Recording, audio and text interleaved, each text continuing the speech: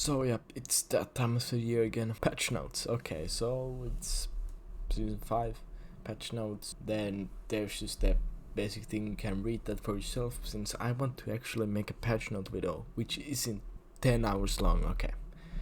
So there's basically general updates here. So you can unlock Life Fever. That's simple. It can be unlocked by going well, the same stuff basically. Incomplete weekly challenges will no longer reset to 0. 100% of the progress made in weekly challenges the previous week will be decked and carried over. Okay, nice. All weekly, I don't know if that's too nice, but all weekly challenges requiring wins have become complete games. Wins grant double progress. Simple. These change results, yeah. Basically, it's not that much of games. Then On Fire returns, which is good. So basically, when you get on fire, you basically will see that you're on fire, but there's a new thing which is blazing. And when you are on blazing, that's basically the big brother of on fire, and it's not as easy to maintain, and it also has like visual and sound effects. And then on this like kill feed and scoreboard, you can see the on fire, like basically the kill feed over there is like on fire when you kill somebody. Yeah. Matchmaking updates, they have made some fixes, which is good.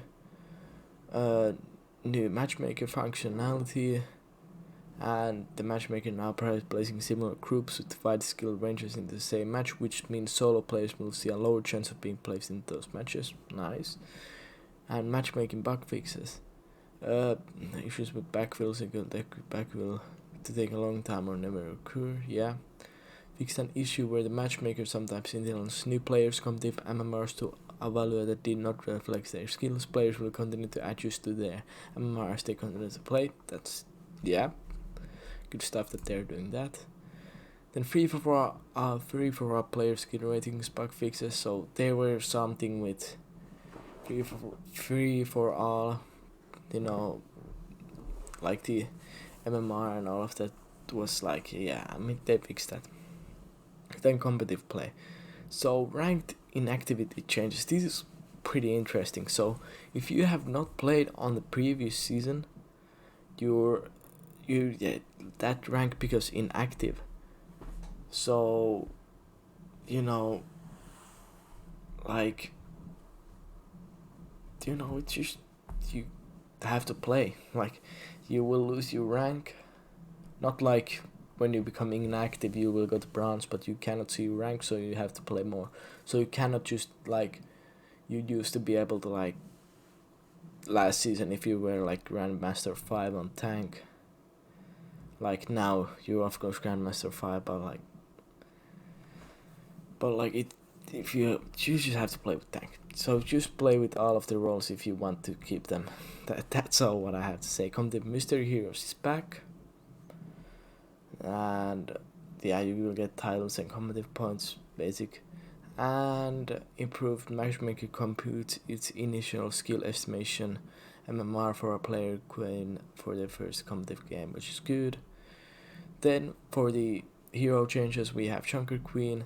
So when she uses her shout, the temporary health what she gains will go down from 200 to 150, which is a nerf. And Rampage ultimate cost increased by 15% because it went out maybe a little bit too fast. So this is also a nerf. So then we have Roadhog, take a breather. It now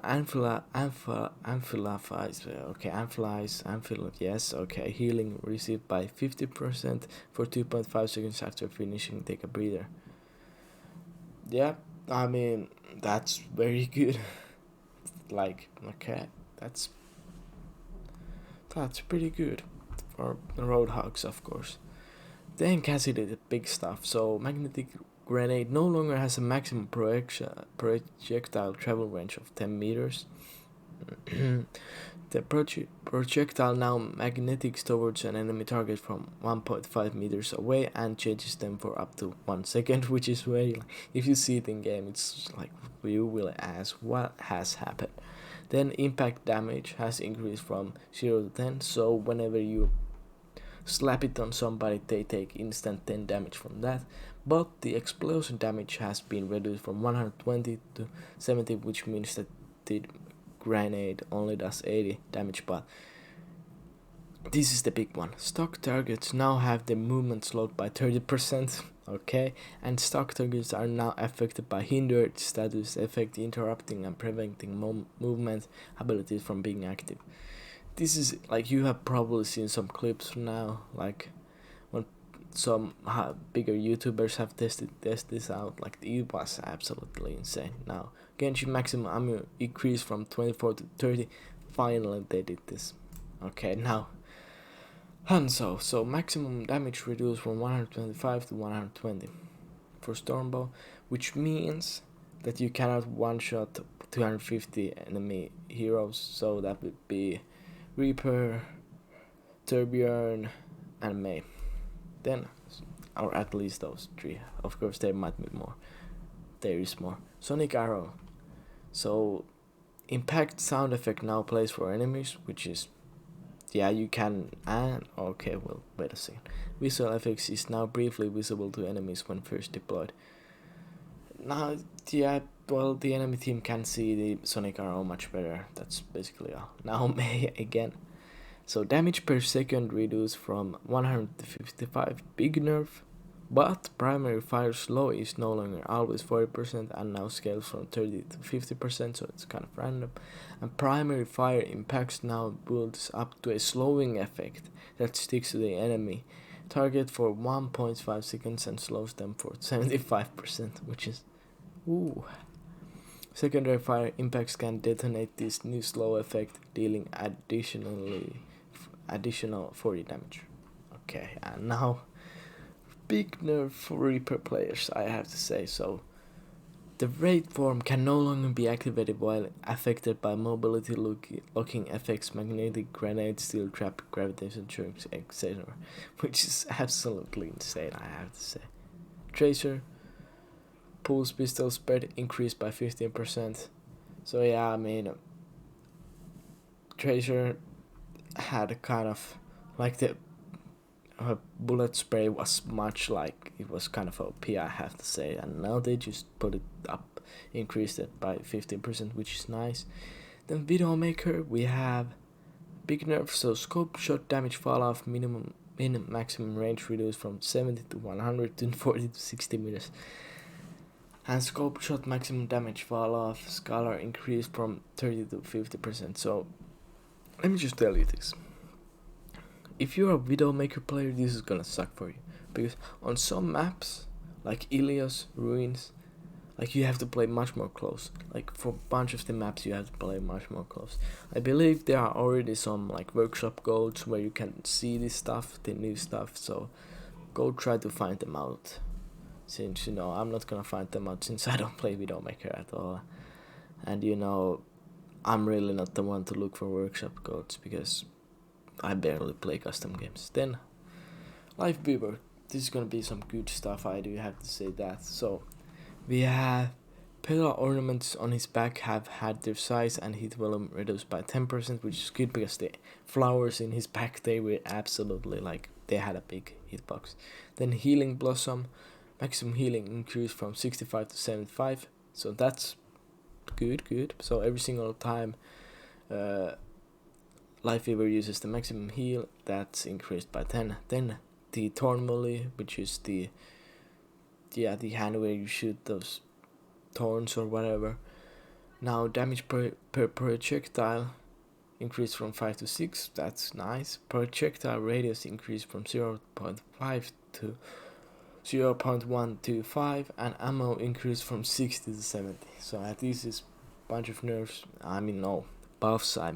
Then platform walkable area increased by 15%, so the platform is bigger, and area to trigger lift now shrinks from radius 2 to 0.75 meters after initial placement. yeah. Then life grip cooldown reduced from 20 to 16 seconds and now heals a target ally for 50 health, which is absolute. Ooh. And then like the biggest nerf for Life Eater is that Tree of Life ultimate cost has been increased by it, which isn't that much. Oh, then we have something very okay. The same thing as Reaper. So the Fade can no longer be activated while affected by mobility locking effects like magnetic radiate, seed trap, gravitation surge, etc. With the map updates, I will be going more deeply on these on a different video where I will go see what the old ones are and the new ones. Then there's some normal bug fixes, which you can check if you want to, some audio fixes, some other map fixes and hero like. Okay, so some like random, not that big fixes. So yeah, I mean that's pretty much all. Let me know if you like this like quicker type patch note video. So yeah. Well, anyways, thank you for watching and goodbye, and we'll see each other on the next video or stream.